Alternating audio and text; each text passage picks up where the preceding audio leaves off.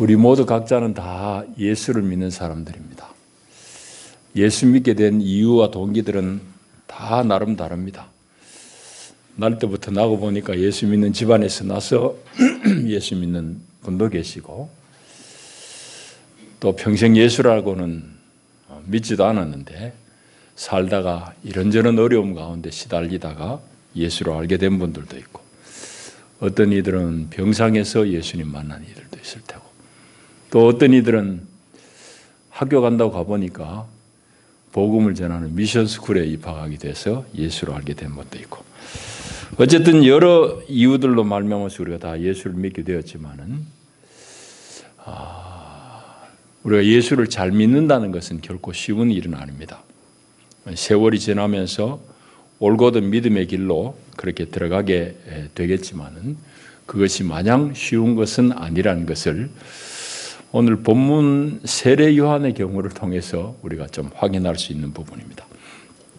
오늘 마태복음 11장 이 본문을 가지고 우리가 하는 말씀을 좀 나누기를 원하는데요. 오늘 내용은 읽으신 내용은 세례 요한이라는 그 당시에는 아주 사람들에게 많은 영향을 끼쳤던 그분이 지금 현재는 이제 수감 생활을 하고 있습니다. 세례 요한은 예수님하고는 친족간입니다. 아마도 이제 외가 쪽으로 좀 걸리는 그런 친족일 텐데요. 예수님보다 6개월 먼저 이 세상에 나신 분이고, 또 이제 그 어머니 엘리사벳, 또 예수님의 어머니 마리아가 친족간이라고 그러니까 서로 이제 교류가 있었을 테고, 어릴 때 예수님에 대해서 이야기가 좀 들었을 겁니다. 그리고 장성에서는 예수님을 세례 주기까지 한 사람이니까 예수님에 대해서 잘 알고 있는데, 이 사람이 지금 오늘 본문의 이 현재에는 수감 생활을 하고 있습니다. 감옥에 갇힌 이유는 마태복음 14장에 비교적 좀 자세히 나와 있습니다.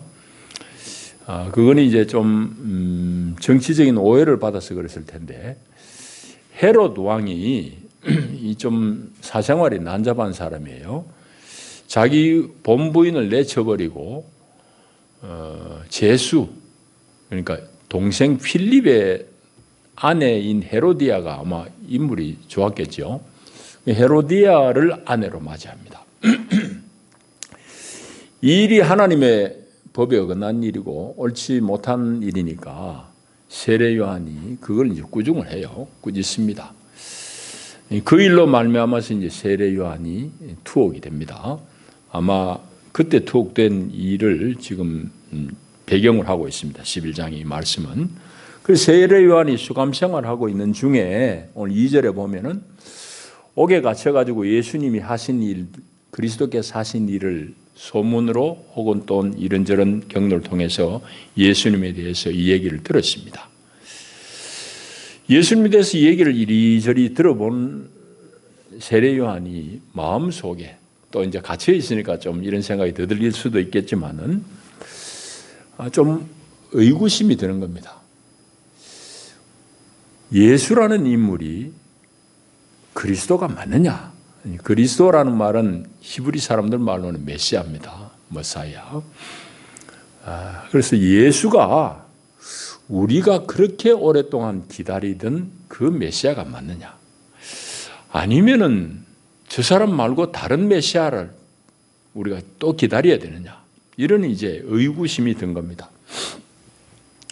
좀 이따 이제 살펴보겠지만은 이런 의구심이 든 것 자체를 우리가 비난할 수는 없어요. 그는 진리 앞에서 아주 진실하고 솔직한 사람, 진리를 갈구하는 데 있어서는 막힘이 없는 사람이라는 걸 알 수 있어요. 그래가지고는 세례 요한이 감옥에서 자기가 갈 수는 없으니까 자기 제자들을 보내가지고 예수님한테 아주 노골적인 질문을 합니다. 그 질문에 대해서 예수님이 답변을 하고, 또 답변을 한 후에 요한의 제자들을 보내고 나서 예수님이 당신 주변에 있는 무리들에게 세례 요한이 어떤 사람이다라는 것을 증언한 것이 오늘 우리가 읽은 본문의 내용이에요. 이게 이제 우리가 읽은 내용인데 조금 더 깊이 우리 들어가서 오늘 본문을 좀 살펴보면 좋겠는데, 먼저는 세례 요한이라는 사람이 예수님과 인척 관계이기도 하고 또 예수님을 세례주기도 한 사람이고, 심지어는 세례받을 무렵에 예수님이 자기에게 오는 걸 보고는 요한복음의 보도에 따르면 볼지어다, 세상 죄를 지고 가는 하나님의 어린 양이로다까지 얘기했던 그 예수에 대해서, 확신에 맞지 않았던 그 예수에 대해서 세례 요한이 지금 감옥에 갇혀 있으니까 그 사람이 메시아 맞나? 하는 이런 의구심, 예수의 메시아 되심에 대해서 확신하지 못한 이유가 무엇일 것 같습니까? 이게 참 궁금하잖아요. 당신이 세례를 주고 예수의 메시아의 되심에 대해서 분명하게도 선언했던 사람인데 감옥에 갇혀 있다고 해가지고 이 마음이 싱숭생숭한 겁니다. 다른 메시아를 기다려야 되나? 왜 예수의 메시아에 대해서 이렇게 의구심을 가졌을 것 같습니까? 재미있는 질문이에요. 제가 이제 이 말씀을 묵상한 대로는 성경에 딱 이렇다고 답은 없지만은 분명히 이런 정도는 우리가 생각해 볼 수 있습니다. 세례 요한이 왜 예수의 메시아 되심에 대해서 의구심을 품었을까? 그것은 자기가 생각하고 있는 메시아 상이 있습니다. 메시아는 이런 분일 거야 하고 자기가 생각하고 있는 메시아 상이 있는데, 자기가 품고 있는 메시아에 대한 생각하고 실제 소문에 들려오는 예수의 모습하고의 괴리입니다. 좀 맞지 않는 부분이 있는 거예요. 그러니까 혹 이분이 메시아 아닐 수도 있을 거야? 그렇다면은 다른 사람을 기다려야 되나? 속으로만 꿍꿍 앓는 게 아니고 세례 요한의 위대함은 진리 앞에서 아주 솔직하게 반응하는 거죠. 그래서 자신은 못 가지만은 자기의 제자들을 대신 보내가지고 예수님한테 아주 솔직하게 묻는 거예요. 당신이 오시기로 약속된 그분 맞느냐? 아니면 우리가 또 다른 분을 기다려야 되느냐? 그럼 묻는 겁니다. 그러면은 세례 요한이 자기가 생각했던 메시아 상하고 다르다고 그랬는데 뭐 구체적으로 무슨 내용이 달랐을까? 이것도 아주 우리가 좀 성경을 깊이 보려고 그러면 재미있는 대목이에요. 제가 본 바를 한 두 가지 정도로 생각할 수 있겠는데, 먼저는 아마도 세례 요한은 예수라는 메시아에 대해서 상당히 그 권세를 가진, 왕적인 권세를 가진 메시아로 생각했을 겁니다. 그 마태복음 3장 10절 어간에도 그 부분이 나와 있는데요. 세례 받으러 오는 이제 바리새인들, 서기관들, 제사장들을 향해 가지고 세례 요한이 막 욕을 퍼붓습니다. 독사의 자식들 하면서 회개에 합당한 열매를 맺어야지 하는 짓은 뭐 다 얘기할 수는 없지만은 쉽게 말하자면은 종교 안에서 자기들 기득권을 너무 누리는 거죠. 유대인들을 아주 옥조아 가지고 그 율법 안에 사람들 못 살게 하면서 자기들의 기득권을 누리는 그런 사람들 향해서 독사의 새끼들하고 막 욕을 하거든요. 그러면서 세례 요한이 그 부분에 한 얘기 대목이 뭔가 하면은, 이미 도끼가 나무 뿌리에 놓였으니 좋은 열매를 맺지 아니하는 나무마다 찍혀 불에 던져지리라. 하나님 심판이 곧 임한다고 막 그래요. 그리고 자신은 물로 세례를 베풀지만은 내 뒤에 올 그분은 불과 성령으로 세례를 베풀 것이고 손에 키를 들고 타작마당을 정하게 하사 알곡은 모아서 곳간에 들이고 죽정이는 다 꺼지지 않는 불에 태우시리라. 그렇게 얘기해요. 이제 세례 요한이 자기 뒤에 올 메시아에 대해서 기대한 것은 아주 멀지 않는 장래에 곧 심판하고 알곡과 죽정이를 구분하는 이런 일들, 심판주죠.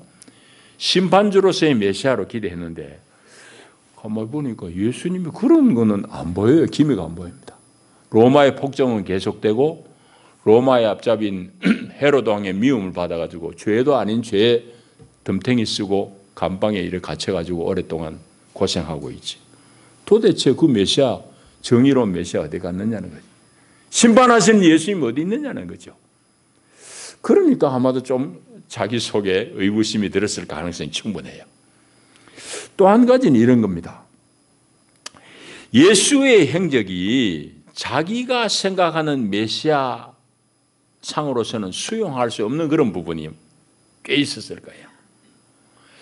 세례 요한은 어떤 사람입니까? 세례 요한은 성경에는 안 나오지만은 에세네파의 이론입니다. 그 당시에 이제 종교 그룹들이 많이 있는데 요즘 말은 교파라고 얘기할 수 있어요. 우리 성경에 있는 데는 뭐 바리새파가 있고 사두개파가 있고 뭐 이러잖아요. 근데 성경에는 안 나와 있지만은 세례 요한은 에세네파라고 합니다. 그런 사람들은 어떤 사람들인가 하면은 이 세상 도무지 우리가 소망이 없다. 여기는 뭐 발 담가가지고 되는 곳이 아니다 하고 다 그냥 생업이고 뭐고 다 뿌리치고 아예 광야에 나가지고 동굴에서 생활하면서 열심히 신앙생활하고 세례를 베풀고 그렇게 검소한 금욕적인 생활을 했던 일단의 무리들, 유대 종교 아닙니다. 다 유대 종교 안에 무리들이 있어요. 그런 사람들을 에세네파라고 합니다. 세례 요한도 그 에세네파 이론일 가능성이 많은 것이 광야에서 생활했다 그러고 그의 식량은 메뚜기와 석청이라고 그랬습니다. 광야에서 나는 거예요. 그리고 낙타토롯을 입었다. 이런 것으로 봤을 때 세례 요한은 에세네파가 분명할 겁니다. 그러니까 세례 요한 자신은 대단히 금욕적인 생활을 하는 사람이에요. 그런데 메시아라고 하는 예수님이 세월이 지나면서 자꾸 들리는 소문에는 뭐 창기들하고도 같이 식사를 나누기도 하고 죄인 중에 괴수라고 하는 세리들하고도 같이 식사를 했다는 소문도 들리고 뭐 별의별 소리 다 들립니다. 그러니까 지극히 거룩해야 될 메시아, 그 사람이 어떻게 창기들하고 같이 식사를 나누느냐 말이지, 세리들하고 어떻게 밥을 같이 먹느냐, 혹시 아닐까? 아닐 수도 있겠다. 뭐 그런 생각이에요. 왜? 자기 자신은 너무 철저하게 금욕적인 사람이니까. 여러분, 이와 같이 너무 자기 주관이 뚜렷한 사람이 남을 잘 용납이 안 되는 경우가 있어요. 하여튼 세례 요한이 자신이 생각했던 메시아상하고 들려지는 메시아 예수하고는 좀 거리가 있어요. 그러니까 메시아 맞나? 아니면 또 다른 메시아를 기다려야 되나? 그 질문이 생긴 겁니다. 그래서 아까도 얘기했듯이 진리 앞에서 이 사람은 용감한 사람이에요. 내가 세례 요한인데 뭐 아는 척하고 그래 있는 게 아니에요. 궁금하니까 제자를 보내가지고 예수님한테 아주 직설적으로 솔직하게 묻는 겁니다. 이제 그것이 세례 요한이 예수님의 메시아 되심에 대해서 의구심을 품었던 배경일 것 같아요. 그런데 예수님은 그 질문을 받고는 예수님도 아주 분명하게 얘기해요. 4절부터 6절까지 말씀이 이제 예수님이 하신 답변인데 예수님의 답변 중에 핵심은 이제 5절입니다. 맹인이 보며 못 걷는 사람이 걸으며 나병 환자가 깨끗함을 받으며 못 듣는 자가 들으며 죽은 자가 살아나며 가난한 자에게 복음이 전파된다 해라. 이 일은 세상에 누구도 해보지 못했던 일일 뿐만 아니라 오늘 이 5절의 이 내용은 사실은 구약, 특별히 이사야의 여러 군데에서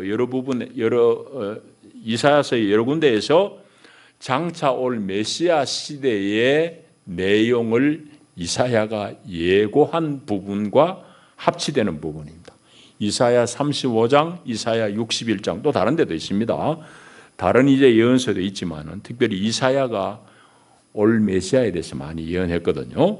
그러니까 이사야 35장 61장에 메시아 시대의 표징이 일어날 것이라고 그랬는데 그 표징이 지금 나로 말미암아 이루어졌다. 이 말은 내가 메시아임을 의심하지 않아도 된다. 이 말이잖아요. 그렇게 해서 이제 그 요한의 제자들에게 답을 대신하면서 6절에 누구든지 나로 말미암아 실족하지 않는 자가 복이 있다. 그렇게 말씀합니다.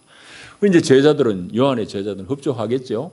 돌아갔습니다. 자기 스승한테는 뭐라고 대답하러 갔을 텐데 그 다음에 예수님이 하신 말씀은 7절부터는 예수님이 이제는 자기 주변에 있는 무리들에게 세례 요한이 이러한 사람이다. 세례 요한에 대해서 증언하는 예수님의 증언이 바로 다음 부분이에요. 그 세례 요한에 대해서 증언하는데 그것을 요약하자면 딱 두 가지. 먼저는 뭔가 하면은 어미에게서 난 사람들, 그러니까 쉽게 말하면 이 세상에 육체를 가지고 난 사람들 중에서 세례 요한보다 큰 사람은 없다. 세례 요한이 사람 중에서는 가장 위대한 사람이다 라는 얘기를 합니다. 그거까지는 우리가 이해가 돼요. 그 다음에 말씀이 또 조금 우리가 더 생각을 요하는 그런 부분입니다.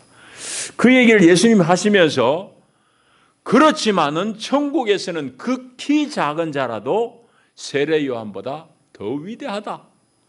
그 얘기를 하시는 거예요. 이게 조금 갸우뚱갸우뚱합니다. 말하자면 천국의 사람들은 지극히 소자라도, 이 소자란 말은 뭐 키가 덜 컸다 이 말이 아니고 나이 어리다 이 말이 아니고 보잘것없는 사람, 사회에서 지위가 낮은 사람, 약한 사람, 뭐 이런 사람들을 다 소자라고 이제 그렇게 얘기할 수 있습니다. 그러니까 천국에 들어온 사람 중에서는 지극히 미약한 사람일지라도 세례 요한보다 더 크다, 더 위대하다. 예수님이 그 얘기하시는 거예요. 자, 이 말씀을 오늘 우리가 좀 잘 들어봐야 되겠습니다. 그럼 예수님이 세례 요한 이렇게 위대한 사람, 여자의 몸에서 난 사람 중에서 세례 요한보다 큰 자가 일어남이 없다라고 할 정도로 세례 요한을 인정한 이유는 분명합니다. 그는 예수 그리스도보다 먼저 와가지고 그리스도는 메시아라는 말하고 같은 말입니다. 그리스도는 헬라 말이고 메시아는 히브리 말일 뿐이에요. 같은 말이에요. 그래서 세례 요한이 이 예수가 메시아임을 사람들에게 소개한 사람이에요. 구약에 예언한 대로 예수의 길을, 메시아의 길을 예비한 사람이에요. 회개하라고 그러고 예수를 맞을 준비를 한 사람. 그러니까 메시아를 받고 메시아를 사람들에게 소개한 사람. 이런 점에서는 구약의 어느 예언자보다도 더 뛰어난 사람. 왜? 예언자들은 다 영안에서 하나님의 영감을 받아가지고 메시아에 대해서 예고만 했지 자기들이 메시아를 본 사람은 없거든요. 그리고 자기가 본 메시아를 사람 가운데 소개한 건 아니에요. 그러나 하나님의 영감을 받아서 말했을 뿐이지. 그런 관점에서 어떤 사람보다도 세례 요한이 위대하다라고 말했어요. 그러나 그 세례 요한 자신도 그 그리스도를 살아내지는 못했어요. 이 무슨 얘기일까요? 세례 요한이 예수를 알았고 메시아를 소개는 했지만은 그가 그 그리스도를 누리고 살아내지는 못했다 이 말이에요. 그거는 언제 가능했느냐? 예수의 부활 후에 예수가 이제 그 영이 되셔서 사람 안에 들어오심으로 비로소 가능했기 때문에 세례 요한은 그 예수를, 부활하신 예수를 안에서 함께 사는 그 은혜를 못 누렸단 말이에요. 반면에 천국의 사람들은 오늘 사도 바울의 고백과 같이, 사도 바울이 빌립보서에 뭐라고 그런가 하면 내게 사는 것이 그리스도니 내 안에 사는 것은 그리스도더라고 사도 바울이 얘기합니다. 그런데 그건 사도 바울의 경험만은 아니에요. 오늘 예수를 제대로 만난 모든 믿는 천국 사람들의, 천국 백성들의 고백입니다.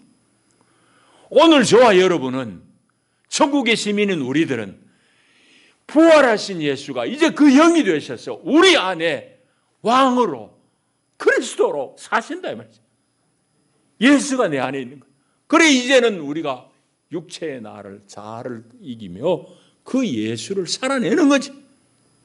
이게 복음의 시대지. 천국 사람들이 누리는 복이지. 그러니까 천국의 사람, 천국 백성 중에 지극히 작은 자라도 세례 요한이 못 누린 그 예수를 살아내고 그 메시아를 누릴 수 있으니 그 세례 요한보다 더 크다 하는 이유가 바로 그 얘기입니다. 그러니까 예수님의 관점에서 볼 때, 하나님의 관점에서 볼 때는 사람의 위대하고 덜 위대하고 크고 작음은 그 사람이 그 인격 안에서 그리스도를 얼마만큼 접촉하고 누리느냐, 그 얘기입니다.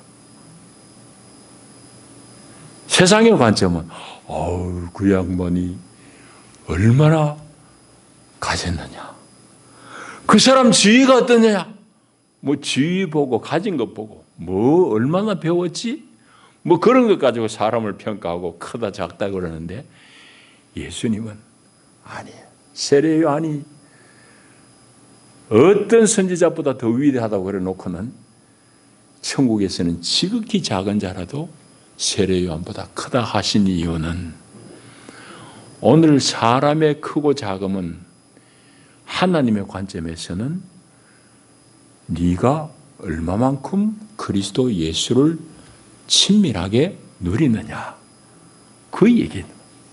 오늘 그 말씀을 예수님 하고 계시는 겁니다. 다시 말하자면은 예수를 얼마만큼 네가 아느냐, 그것을 하나님은 평가하신다는 거지. 안다는 게 예수가 뭐 베들레헴에서 나오고 뭐 이런 거 아니에요. 히브리 사람들이 안다는 개념은 아주 깊이 인격적인 교통, 그걸 말합니다. 심지어는 이제 창세기에 보면은 아담이 하와를 알므로 뭐 이런 말이 나와요. 거기서 자식이 나왔다면 그 안다 할 때는 부부 관계로 깊은 교제, 육체가 하나 되는 것, 이런 것들 포함해서 그걸 안다고 그래요. 여러분, 그러니까 예수님이 말씀하시는 천국 백성의 위대한 점은 뭐냐? 바로 세례 요한까지는 율법의 시대지만은 이제 천국의 백성들은 예수를 영 안에서 그의 주인으로, 그의 가장 친밀한 친구로 같이 살아내는 그 시대가 온다. 그 천국의 백성은 지극히 소자, 세상에서는 보잘것없는 사람일지라도 세례 요한보다 더 크다 하신 말씀이 바로 그 말입니다. 자, 이제 우리 얘기를 해야 됩니다. 사람들이 왜 광야로 갔을까요? 그 예수님이 이제 요한의 제자들이 떠나고 나서 주변에 있는 무리들에게 묻잖아요. 요한에 대해서 소개하려고 예수님이 7절에 묻는 내용이 뭔가 하면은 너희가 무엇을 보려고 광야에 나갔더냐? 광야에 뭐 보려고 나갔느냐? 바람에 흔들리는 갈대 많지? 근데 그 갈대 보러 갔느냐? 물론 아니잖아요. 그러면은 너희들이 광야에 무엇 보려고 나갔느냐? 아주 보드라운 흰 옷 입고 있는 사람 보러 나갔느냐? 요즘에 돈 주면은 보드라운 천 옷 다 입습니다. 옛날에는 보드라운 천의 옷은 이건 아주 높은 귀족이나 왕족들이나 입는 거지. 뭐 우리 어릴 때만 해도 시골에는 삼배 옷 다 입었잖아요. 속옷이 어디 있어요? 다 삼배 꼬장지 입고 사는 거지. 보드라운 옷이 없을 때입니다.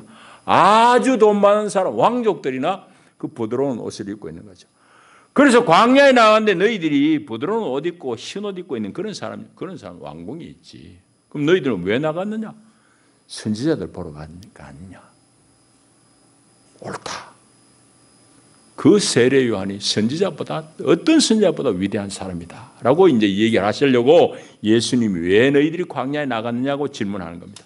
그 당시의 사람들은 도대체 유대 종교 안에서 또 자신들이 억압받고 있는 그 이스라엘 로마의 피식민지인 그 나라 안에서, 사회 안에서 절망해. 여러분 그걸 이 얘기 다 못합니다. 짧게 얘기하자면 아까 왜 세례 요한이 독사의 새끼들하고 그걸 욕을 했는가 하면은 그 사람들은 종교를 이용해가지고 백성들의 고혈을 빨아먹은 사람들이에요.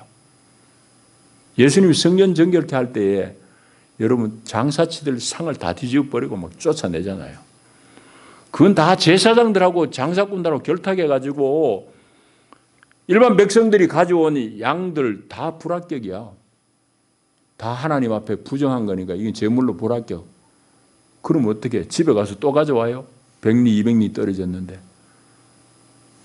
소문에 성전 저 뒷골목에 가면은 장사치들 파는 거인데 그거 사오면 된대. 그럼 비싼 돈 윗돈 주고 그거 사는 거야. 그 양들은 어떤 양이냐? 조금 전에 불합격 받은 양이 한 바퀴 돌아가 거기 또 시장에 나오는 거야. 그렇게 제사장들하고 장사치들하고 백성들의 고혈을 빨아먹는데 혈안이 돼요. 유대 종교 안에 도무지 가망이 없어요. 그러니까 그 사람들이 얼마나 답답하겠냐고. 하나님 안에서 뭔가 위로를 받고 새로워져야 되겠는데 저 종교 지도자들이라는 게 하는 짓은 저 모양이고 물론 다 그러는 건 아니겠지만은 그런 흐름이 있고 그러니까 신앙 안에서도 소망이 없지. 자기들이 몸담고 있는 이스라엘이라는 것은 로마의 압제에 고열을 다 세금으로 다 뺏기지 무리일제시 됐을 생각해 보면 뭐 쉽습니다. 그러니까 백성들이 도대체 어디에 소망을 붙일 데가 없잖아요. 이런 절망한 사람들이 광야에 나간 거. 왜? 하나님 말씀이 뭐냐? 그거 듣고 싶었어. 그래서 세례 요한에게 막 벌떼같이 몰려든 겁니다. 여러분들은 왜 교회로 나갑니까? 왜 교회로 나옵니까? 하나님 배로 나오잖아요. 여러분 왜 교회로 나옵니까? 예수 만나러 나오잖아요. 그런데 문제는 많은 사람들이 예수 그리스도에 대해서 오해할 소지가 많습니다. 세례 요한도 오해했는데 우리라고 오해 못하겠습니까? 안 하겠습니까? 당연히 오해 많이 하죠. 왜 오해하겠습니까? 그건 세례 요한이 가졌던 오해와 같은 이유 때문입니다. 내가 생각하고 있는 예수상이 딱 이 상자 안에 들어가 있어요. 예수는 이런 사람일 거야. 우리가 딱 그리고 있는데 실제 예수는 그럴까요? 그럴 수도 있지만 안 그럴 가능성이 충분합니다. 왜? 예수님은 자유한 왕이에요. 온 우주를 창조하신 분이에요. 아무에게도 간섭받지 않고 당신의 주권으로 세상을 다스리고 통치하시는 분이에요. 그런데 내 생각대로 내가 짜놓은 그 틀대로 예수가 움직여줄까요? 당연히 아닐 수 있지. 그러니까 여기 예수 보러 왔다가 에이, 제 양반은 내가 기대한 예수는 아니야. 그러고는 신앙을 버리기도 하고 때로는 나태해지기도 하고 한 겁니다. 여러분, 우리도 예수에 대해서 충분히 오해할 수 있습니다. 오해가 나쁜 건 아니에요. 그러나 세례 요한같이 솔직하게 뒤밀어야 돼요. 세례 요한이 자기 체면 때문에 고민만 한 거 아니에요. 자기가 못 간다고 고민한 거 아니에요. 좌절한 거 아니에요. 제자들 보내가지고도 물었잖아요. 당신 만나고 아니면 다른 사람 기다려야 되느냐고. 세례 요한 위대한 사람. 진리에 대해서 솔직한 사람이에요. 여러분 예수에 대해서 이렇게 솔직하게 추구해 봅니까? 내가 믿는 예수는 과연 누구냐고. 어떤 사람이냐고. 여러분, 예수님은 우리가 한마디로 얘기할 수 없지만은 예수님은 세상을 창조하신 분이고 그 창조하신 하나님이신 예수님은 이 땅에 하나님을 드러내기 위해서 오신 하나님의 아들입니다. 그리고 오늘 5절이 드러내는 바는 예수님의 사역의 핵심은 그 하나님은 바로 우리 모든 인생을 긍휼히 여기시는 분이고 은혜와 자비가 풍성하신 분임을 말씀하고 있습니다. 맹인이 보고 못 걷는 자를 걷게 하고 가난한 자에게도 복된 소식을 전해주십니다. 서럽고 어디 가서 사람 대접 못 받을 그런 사람들에게 복음이 전해진다. 여러분, 우린 너무 당연하게 생각하지만 예수 아니면 우리가 어떻게 그런 은혜를 누렸냐고. 사실은 종교를 객관적으로 비교해도 예수 그리스도의 복음이 들어가서 비로소 인권이 생기고 여자가 제대로 사람 대접받는 거예요. 사실이잖아요. 여러분, 바로 예수의 이 마음, 하나님의 정신이 여기 다 드러나기 때문입니다. 이 땅에 오신 하나님, 바로 그런 하나님. 그 하나님을 이 땅에 보여주시려고 오신 분이 예수님. 자, 예수님은 우리가 생각하듯이 오늘 혹 세례 요한과 같이 우리도 오해할 수 있어요. 예수? 이 세상의 불합리한 모든 문제 일시에 제거할 뿐. 나의 문제도 예수님이 막 요술방망이 한 방에 그냥 다 날리듯이 다 해결해 주실 예수? 우리는 혹 그래 생각할지 몰라요. 그러나 예수님은 내 마음대로 움직이는 요술방망이와 같은 존재는 아닙니다. 그 예수님은 바로 하나님이시요.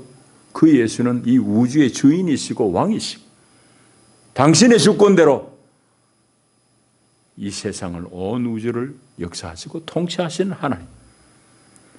그러니까 그분에게는 막힘이 없는 거죠. 그럼에도 불구하고 우리가 믿고 주님을 따른다는 것의 핵심은 뭐냐? 이제 말씀을 맺겠습니다. 우리의 믿음은 내가 이해할 수 없는 이런 세상의 현실 가운데, 내 개인의 현실 가운데서도 그 하나님이 나와 함께 하시고, 내가 지금 억울하고 해결할 수 없고 도대체 이게 아무런 가망이 없는 것 같은 가운데서도 여전히 하나님은 나에 대해서 신실하시고 나에 대해서 은혜로우신 분이라는 것을 믿고 따르는 것이 우리 믿음 아니겠습니까? 그리고 우리 소망은 뭐겠습니까? 감당할 수 없는 이런 이해할 수 없는 현실에도 불구하고 주님이 말씀하신 그 약속을 신뢰하며 참는 것이 그게 소망 아니겠습니까? 여러분, 내가 단순하게 만화와 같이 그리던 예수하고 실제 예수는 많이 다를 수 있어요. 세례요한 같은 사람도 그랬으니까. 얼마나 그가 담대하게 예수를 전했냐고. 보라! 세상 죄를 지고 가는 하나님의 어린 양이로다 까지도 얘기했던 그 예수에 대해서 세례요한이 나이가 많이 들어서 그럴 것 같지는 않은데 감방에서 아마 몇 년 쓰고 보니까 사람이 왔다 갔다 하는 겁니다. 왜? 자기가 그리던 메시아, 들려지는 메시아 예수, 뭐 다르네. 여러분, 오늘 우리가 예수를 통해서 이해하는 하나님은 바로 이 5절에 있는 그 하나님. 그래서 내 개인의 현실, 내가 몸담고 있는 사회의 이 여러 가지 부조리한 모습에도 불구하고 여전히 우리는 하나님이 다스린다는 그 믿음을 고백하며 나가는 겁니다. 내 개인의 현실도 이해할 수 없는 부분이 있어도 주님이 내 편이고 나를 긍휼한 손으로 붙드시는 분이 바로 주님이구나. 이 예수구나. 그걸 믿고 우리가 매일매일 살아나가는 것, 이거 우리 믿음인 것입니다. 오늘 이제 대림절 셋째 주일입니다. 대림절에 우리의 기대는 정말 예수님이 빨리 이 땅에 오시라는 그런 기대죠. 우리 심령 안에도 예수님이 더 분명해져야 되겠고, 우리가 예수를 살아내므로 우리 가정과 교회와 우리가 몸담고 있는 사회도 달라질 것이고, 도대체 이해할 수 없는 이 세상의 부조리한 가운데서도 예수님이 오셔서 해결해 주실 것을 우리는 더 기대하는 겁니다. 모든 이런 불합리한 이해할 수 없는 상황 속에서도 여전히 하나님이 다스리신다는 믿음을 고백하며 걸어가는 것이 우리의 마땅한 걸음일 것입니다. 기도합니다. 주님 은혜와 사랑이 크십니다. 오늘도 우리를 부르시고 주 앞에 나와 주의 말씀을 얻게 하시니 감사합니다. 하나님 우리를 도와주시고 우리가 제대로 예수를 알게 하시고 예수 안에 하나님을 보게 하시고 그 하나님이 내 생각 너머에 내가 이해할 수 없는 자리에 있을지라도 이 온 우주를 다스리시고 여전히 나를 붙들고 계시는 하나님, 은혜로우신 하나님, 긍휼하신 하나님을 믿고 믿음의 길을 잘 걸어갈 수 있도록 붙들어 주시옵소서. 예수님 이름으로 기도하옵나이다. 아멘.